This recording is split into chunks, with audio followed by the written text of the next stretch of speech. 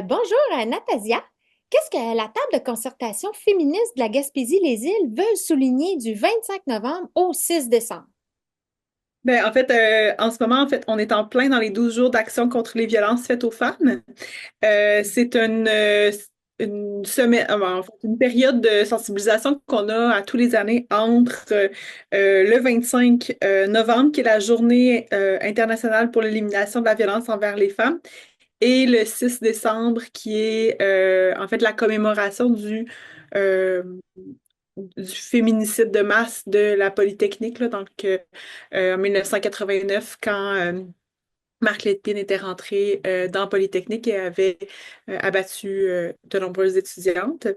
C'est une période où est-ce qu'on en profite à chaque année pour souligner en fait l'importance euh, d'être en mesure d'identifier de quoi on parle lorsqu'on parle des violences faites aux femmes, mais aussi en profiter pour en discuter dans nos familles, pour se sensibiliser, pour s'éduquer sur les différentes formes de violences qui existent. Une fois de plus, en fait, on se rassemble pour participer à ces actions. Et c'est quoi votre thème cette année? Cette année, on a un thème, en fait, qui est celui des cyberviolences. Tu sais, en fait, chaque année, évidemment, on parle, tu sais, de la violence dans un contexte conjugal ou post-séparation. On parle des violences sexuelles, par exemple. Mais cette année, en fait, on souhaitait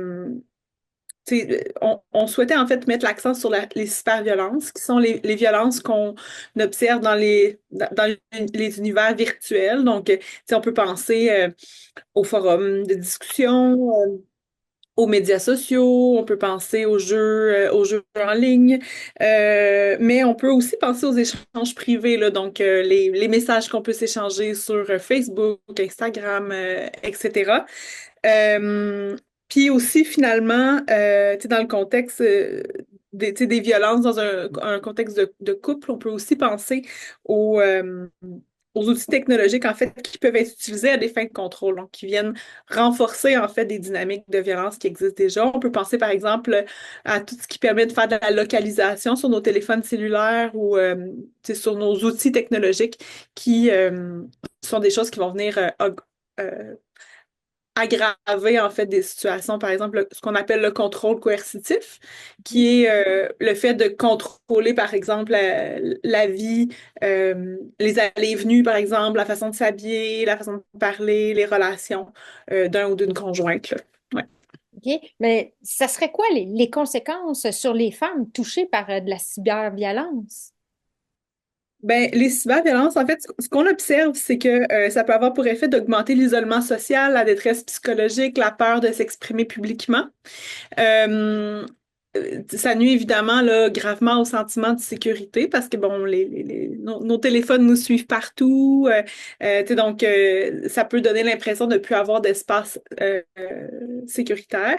Mais aussi, tu sais, quand on pense spécifiquement au cas de, tu sais, des personnes qui prennent la parole publiquement, tu sais, on sait que, par exemple, les personnes qui sont des politiciennes ou les journalistes, les personnes qui ont des responsabilités publiques qui parlent, par exemple, dans les médias, tu sais, sont beaucoup plus exposées aux violences, euh, aux cyberviolences. Donc, tu sais, on sait, par exemple, que les journalistes vont recevoir beaucoup de propos haineux, ou, tu sais, tout comme les politiciennes, qui, tu sais, dans le fond, ces deux groupes-là reçoivent plus de messages haineux que leur contrepartie masculine. Puis c'est d'autant plus vrai, tu sais, si on pense par exemple aux personnes issues de la diversité sexuelle. Mais ces personnes-là, dans le fond, souvent ça va amener un désir de retrait ou, tu sais, dans le fond, tu sais, ça va amener un isolement. Donc, tu sais, on voit par exemple en ce moment qu'il y a beaucoup d'élus qui démissionnent de leur poste, mais plusieurs vont avoir tendance à mentionner que parmi les raisons qui ont motivé leur départ, ben, la question des cyberviolences ou du harcèlement qu'elles subissent en ligne en font partie. OK. Oui, ben, la violence faite aux femmes est un sujet qui est comme plus ouvertement parlé, si on veut, mais qu'est-ce qui expliquerait l'augmentation de la violence faite aux femmes? Ben, je sais pas si, tu sais, j'aurais pas nécessairement d'éléments pour expliquer, tu sais, l'ensemble des éléments qui concernent les violences faites aux femmes.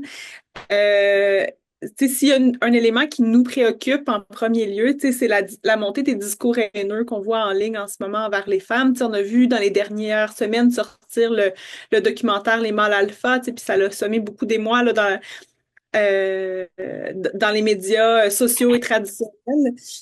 Mais c'est ça, la montée, tu sais, de discours vraiment décomplexés qui propagent à la fois tu sais, un discours qui est haineux envers les femmes, mais aussi euh, des propos qui, dans certains cas, va banaliser ou légitimer certaines violences envers les femmes ou à tout le moins des mesures de contrôle en faisant tu sais, la promotion de rôles traditionnels. Tu sais, par exemple, en disant lorsque Andrew Tate ou Julien Bournival fait la promotion des rôles que les hommes doivent avoir, celui de pourvoyeur, celui qui va à l'extérieur, celui qui organise, qui prend des décisions et le rôle des femmes qui serait plus associé au fait d'être à la maison, de prendre soin, etc. Mais on renforce en fait des rapports qui sont qui favorisent certaines violences puis qui légitime en fait des rapports qui sont inégaux.